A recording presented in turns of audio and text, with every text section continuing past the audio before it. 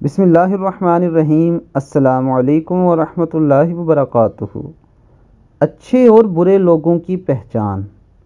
فرمان مصطفیٰ صلی اللہ علیہ وآلہ وسلم ہے، تم میں بہترین وہ ہے جس سے خیر یعنی بھلائی کی امید رکھی جائے اور جس کے شر سے مامون رہا جائے یعنی جس کے شر سے بے خوف رہا جائے، اور تم میں سے بدترین وہ ہے جس سے خیر کی امید نہ رکھی جائے اور جس کے شر سے مامون یعنی بے خوف نہ رہا جائے۔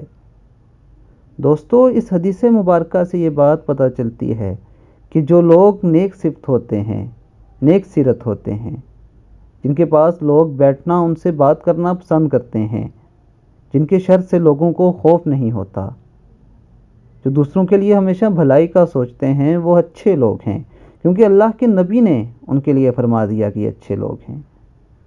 اور جو لوگ دوسروں کے لیے مشکلات کھڑی کرتے ہیں، دوسروں کے لیے برا سوچتے ہیں، وہ اس حدیث کو مد نظر رکھتے ہوئے اپنا انجام خود سوچ لیں، اور ان کے لیے بہتر یہی ہے کہ وہ ابھی اپنی زندگیوں کو بدلیں تاکہ کل انہیں شرمندگی نہ ہو۔ اللہ تعالی ہمیں عمل کی توفیق عطا فرمائے۔ السلام علیکم ورحمۃ اللہ۔